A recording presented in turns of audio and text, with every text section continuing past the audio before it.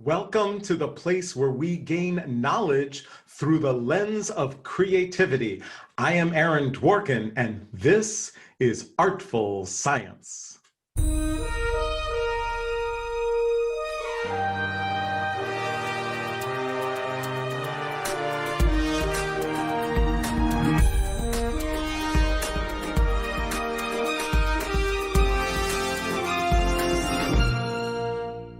Thanks again for joining me here on Artful Science. Today's show is My Wallet versus the Weather.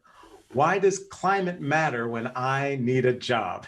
And my guest is David Grinspoon, astrobiologist and senior scientist at the Planetary Science Institute. David, welcome to the show. Thanks very much for having me on.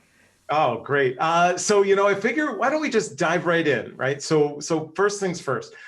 I used to hear global warming, and now more I hear climate change. And I know there's kind of these importance of terminologies, but I think for me and for my audience, what exactly is changing about our climate, and how fast is it changing? What do we actually know?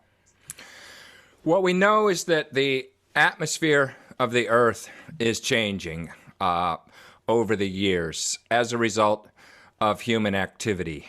We have a pretty good understanding of what's in our atmosphere, in the air, in our room, and outside. The air we're breathing right now is about 80% nitrogen and about 20% oxygen. That's the stuff that we like, that powers us. And then there are these little trace gases. There's about 400 parts per million of something called carbon dioxide, which isn't very much. I mean, out of every million molecules of air, in some random sample right here in my hands. If you took a million molecules of air there, 80% of them would be nitrogen, 20% of them would be oxygen, and there'd be these, 400 out of that million would be carbon dioxide, which doesn't sound very much. But what we've learned is that tiny amount has a big effect on the climate of Earth. The sunlight coming in through our atmosphere heats up the ground and re-radiates, and some of that re-radiation, that heat from the warm ground, normally it escapes into space, but some of it gets blocked by the atmosphere. And that little bit, that tiny 400 parts per million of carbon dioxide, absorbs a lot of that heat radiation, traps it in. And we know that as we increase that trace amount, that trapping of the heat from the Earth, what we call the infrared radiation, gets more strong, more efficient. And we know enough to understand that the atmosphere has been changing. We've been pumping up it didn't used to be 400 parts per million, and in the future it's going to be more. It's getting a little bit more every year, and we can see the effects of that, and that the planet is getting a little bit warmer. And that little bit warmer doesn't sound very scary, but then when you start to understand what that's doing, it's changing the weather patterns, it's changing the amount of snow and ice, it's changing the precipitation, leading to droughts. And this is something everybody can experience. I mean, you turn on the news, there's wildfires out in California. Your parents tell you, well, the winters aren't what they used to be. We used to get a lot more snow. I mean, these changes are happening, and people are aware of those changes. So it's a matter of connecting that to what we're doing to the atmosphere by driving our cars and running our smokestacks, Right. So I want to get a little more to kind of what are these real world things that we're going to be experiencing and already are experiencing. But a quick thing, I have often, I've been in conversations and people are like, well, yes, things are changing, but they've changed over the history of the Earth, and they've kind of, can you kind of just help me out with that, right? To how do I respond when someone's like, well, they've changed, they're changing, they always change. Why is this something unique or special? So when people say that to me, the first thing I do is, I listen to them and I say, yeah, you're right, because they are right. Things have always changed. And we study the climate history of the Earth, and we make these graphs of temperature and carbon dioxide over time, and they do that. They go up and down. It's not like the Earth has been steady and constant, and now all of a sudden it's changing. But if you see that history of changes, it actually gives you a context to understand the change that's happening now. And that's what's scary, because if you look over, the last few 100,000 years, it's doing this over time. And now it's doing that. It's going like straight up off the charts. So actually, they're right that it's always been changing. And understanding the level of those changes is actually what makes it scary, what's happening now, because there's an unprecedented change. I mean, unprecedented in, since human beings have been on Earth. Gotcha. Definitely helpful. So now, a lot of my audience members, right, living paycheck to paycheck. You look at artists, right? A lot, especially, everything with the pandemic, it's even worse. But even in, when things are great, you're going from gig to gig, all of these types of things. I think about, coal miners or any other workers whose work depends on a job that is clearly doing harm to this increase in temperature and climate change that is happening. But they're like, what are the other job opportunities? When I'm having a conversation with someone who's like, yeah, all nice and good if you work in some particular job, Aaron, you're teaching at a university or whatever, and your job may not, you can have different, opportunities with your job, but I don't have the luxury of that viewpoint. I need this particular job, whether it's good or bad for the environment, and no one's offering me a different one that I can do. What do you say to that? And what's your sense of how do we balance the current economic need that individuals have versus this clearly, societal, humanistic evolution that's taking place? Yeah, it's a great question. And, the fact is, in the long run, it's not good for anybody's job or anybody's well-being if we trash the planet, and everybody, I think, people are compassionate and they worry about their kids and their grandkids and they don't want to trash the planet. But what you're saying is very important. If there's somebody whose only job, is that they can imagine getting is as a coal miner, and you're saying, well, you got to stop doing that because you're hurting the planet, and they say, what do you mean I got to stop doing that? I got to pay my rent. I got to feed my kids. We shouldn't be putting people in that position. So I feel like we as a society have a responsibility, not just to educate people about what's happening, but to provide opportunities. So that's not the choice. People can't, that's an awful choice. I'm going to trash the planet or I'm going to not be able to feed my kids, So, I think there's an enlightened way in which it shouldn't be a choice. Like, I imagine that people in some of those coal towns, they have to stop. Coal's dying. Coal's on its way out, and that's a good thing for the planet. But you got to think about the individuals dependent on that. Why can't we put a wind turbine manufacturing plant in that town or a solar panel manufacturing plant? We got to think about how to provide for people so that they don't have to make these awful choices, and so that people can get to work doing something that is not harmful to the planet. Yeah, no, totally.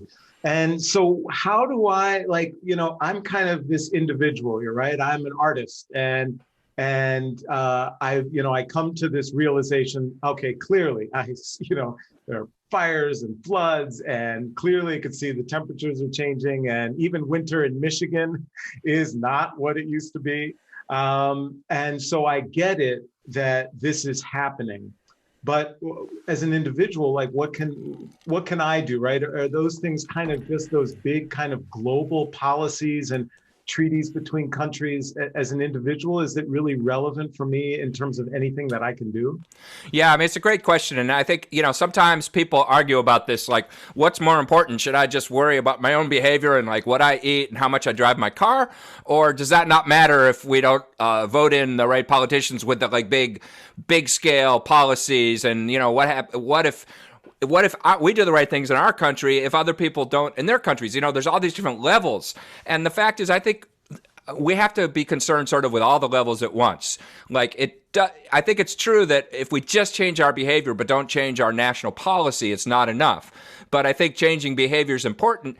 And I think you can sort of model that. Like, if I think about what I eat and how much I drive, and at the same time, that increases my awareness of those larger scale issues. So I think that as individuals, we kind of have to do both. Think about our personal choices we make every day, but realize that that in itself is not sufficient, that we also have to be members of a society that, at least in theory, we're a democracy and we choose our leaders and they respond to our wishes. And so I think we just have to sort of do all of the above and not think of it as an either or. Gotcha. So, and, sometimes, when people hear kind of fatalistic things, they're like, okay, and the planet's going to just totally go. We won't be able to live on Earth anymore. Then I have even heard some people say, well, if things really get that bad, with all of our technology, we could ultimately just live on another planet by the time things get that bad.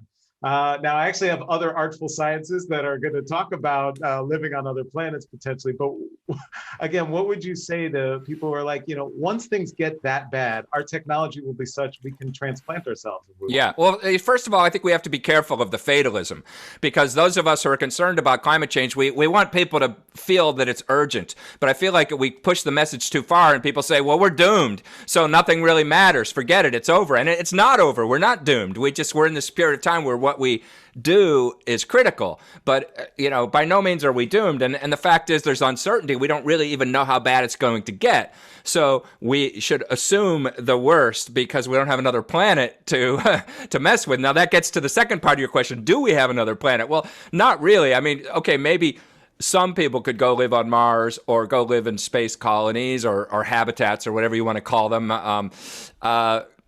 And, that's an interesting experiment that some people might try to do, but it's not a substitute for having this planet for our civilization to live on. It's not like we're going to be able, in any time we can imagine, be able to move the whole human race elsewhere. It just doesn't, we can't, you couldn't build enough launch vehicles to launch enough people every day to actually move the human race. And besides, this is our Earth. This is our planet. We live here. There isn't another. So I'm pro space for a lot of reasons. I think mostly for what we can learn, including what can help us understand our own planet. But that idea of, we'll just trash this place and go live somewhere else, that's just a fantasy that doesn't really help us at all. Oh, well, thanks so much. And I absolutely learned additional things about how we think about our climate. And so what I like to ask of all of my guests, we're coming at, science from this kind of creative, from an artistic perspective. Do you have any artistic either interests that you just love in terms of watching or that you actually create yourself? Yeah, well, I've always been a musician.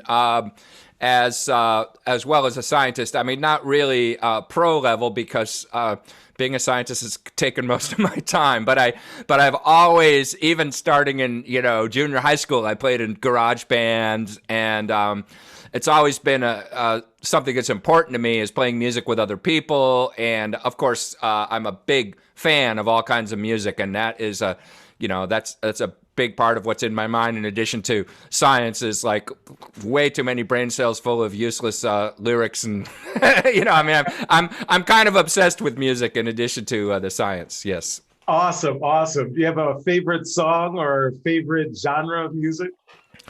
Oh man, my interests and tastes are pretty wide, but I have to admit I listen to a lot of reggae and I listen to a lot of different kinds of African music, which is actually, 100 different kinds of music. But right. Yeah. Awesome.